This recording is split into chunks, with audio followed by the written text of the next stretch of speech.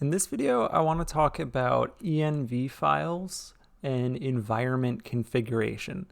So in a lot of JavaScript projects, it is common to use what are called .env files, which is a file that is created, that is named .env, and then it follows this format where you can specify name and a value. And then in your JavaScript code, if your project is configured to bring in these .env files, you can access those environment variables by saying process.env whatever the name of the variable is. And so whatever you specified in your .env file will be loaded in place of process.env.db_host. The value of this is that it allows you to configure certain things about your project outside of your source code. So it's very common in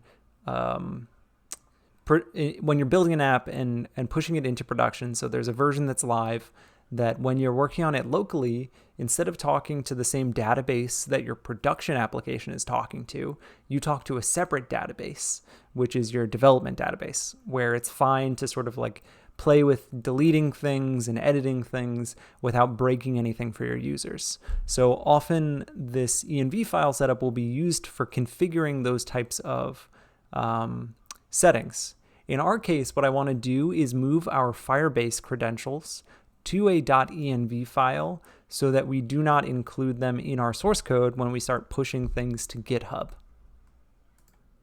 And there are, sort of different opinions here on this topic. The credentials that we're using in our file, let me just pull up mine here to show you what I'm talking about. These credentials, these are technically not secret because any client that we build needs access to these credentials, and these are the thing that allow you to talk to the Firestore database. And so technically these aren't secrets, but realistically, I don't want to push any of these to a GitHub repository because GitHub is publicly searchable. So anyone can come through and start searching for API key and, find our project, grab our credentials and start using it for their own project, which, technically is possible even when we build our front end and we keep this information out of the front end code. But it's sort of a question of ease. How easy do we make it for someone else to grab our credentials and use them in their own application? So what we're going to be trying to do is move these out of our source code into an Env file so that we can not commit them to GitHub, but still have them on our machine locally for configuring our project. And you'll see these out in the world for sort of configuring like different database connections for development versus production and all sorts of other flags. There is a React documentation page in the Create React App docs on environment variables that goes through what is configured in Create React App. And so specifically, it's configured so any environment variable that you create has to begin with React_app_. And if you scroll down, there are a couple different ways that you can add environment variables. You can add them from your terminal, but you can also add them in a .env file. So .env files, remember, it looks like the syntax where you're specifying the name and then a value. And here we can see that all that we're going to specify has to start, all the variables have to start with _react_app_. There are a couple different Env file types that we can create. There's the default one, there's .env.local, which is local changes. And specifically, this is the one we're going to use because it is not set up to be added to Git. It is Git ignored. So we're going to use that version. And there's some more information here that I recommend checking out on Env files and how to reference them in your JavaScript files, your HTML files. But what we're going to do is create a really simple one here to test it out, and then we'll move our credentials over. So I'm going to create a new file. Called .env.local, and we can see that this is in our git ignore .env.local. So I can create variables here that are available to my React application. So let's say I want to create a title for some reason. So you can specify your variables using quotation marks, or you can omit them. Either way will work fine in a Env file. And you can also include comments in your Env files.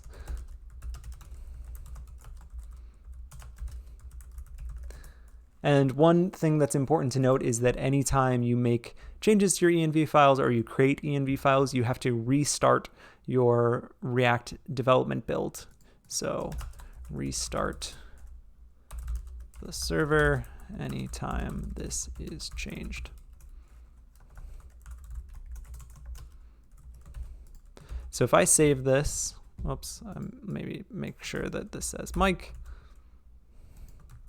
I'm gonna kill this terminal window, start a new one.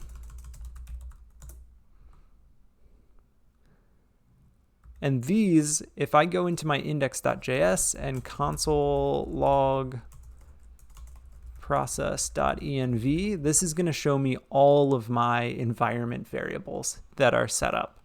So this will include React app title, React app author, but also any that come along from my default environment. So if I check this out, give it a second to finish. And here are my env variables. So I have a node environment for development, which is because we started this in our local development, but I can also see I have my app author that's available to me, and I have my movie app that's available to me. So if I wanted to print out the app title, I would just do that. And if I want to print out the author, I would just do that. Whoops, I made a typo here. React app underscore author. Right, I forgot the React app. And React app.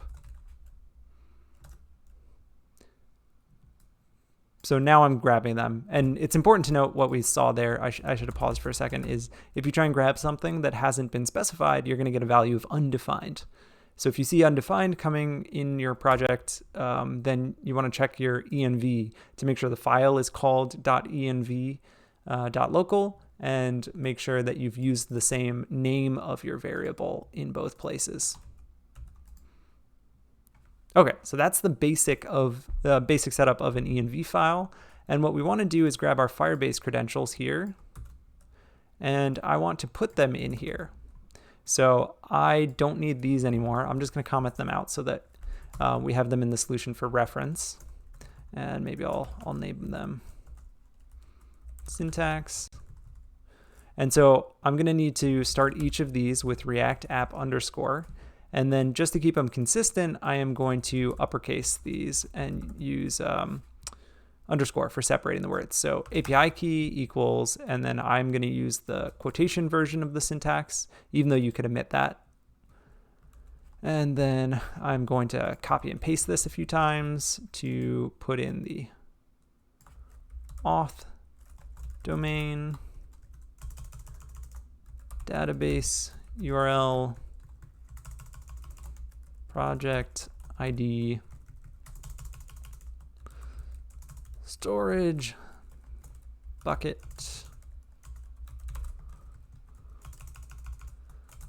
messaging sender ID, and app ID. And for each of these, I will just grab the value, paste it in.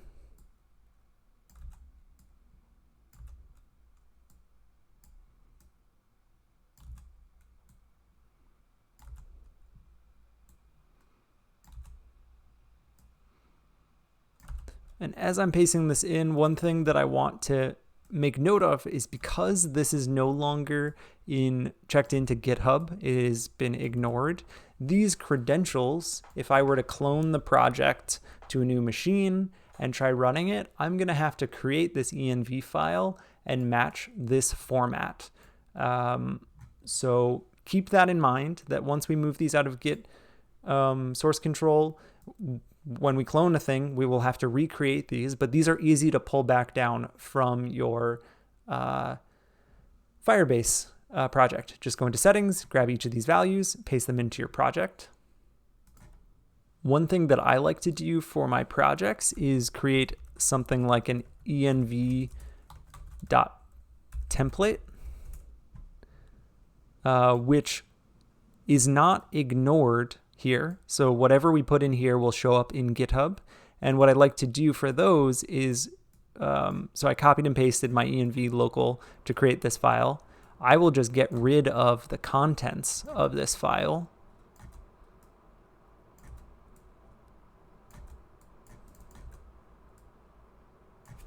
So there are no credentials in this file, but it at least gives me the format so that I know when I clone this repository that I'm going to have to come in here and fill in all of these values. And if I didn't have this template file, I would have to look through the project to remember, okay, what are all the environment variable names, and recreate them from scratch. So having like a little template file can be quite useful. So let me add a note. Let me get rid of these and say this is a template.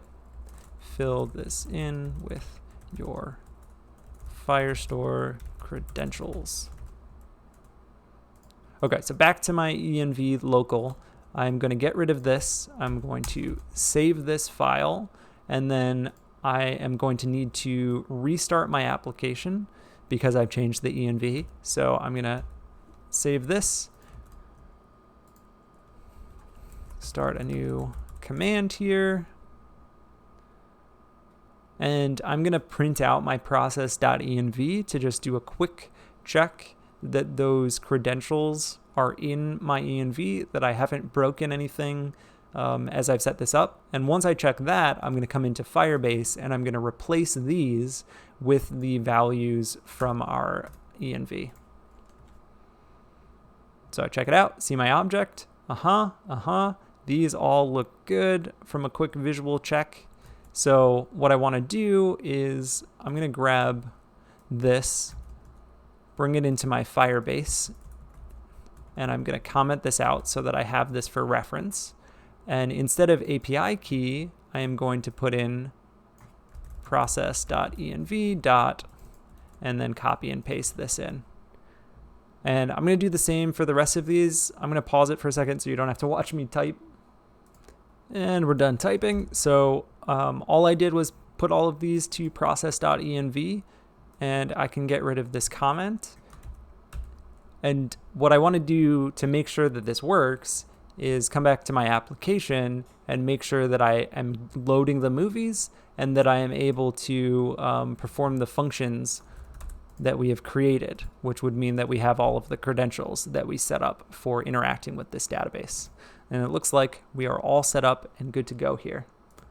So quick review to cap this off. The .env file has this format where you set a variable equal to a value, and you can have quotes around those values or you can omit those. And then in your project, you can read in process.env dot whatever the name of your variable is, and create React app is set up so that any of those are loaded if they start with React _ app _. And then you have a few different versions you can add to your project to configure different environments. So there's a .env, which is the default. We are doing local, which is local overrides. This is not added to GitHub. So anything we put in here won't show up in our GitHub repository. And then you will often have different configurations for when you're doing development versus when you're working in production versus when you're trying to run tests on your application. And so we moved all of our Firebase credentials, which are technically not secrets, out of our project into our env file. And even though they're not secrets, we don't really want them in our source code because the source code is publicly searchable, and we're sort of making it easier for people to find our credentials.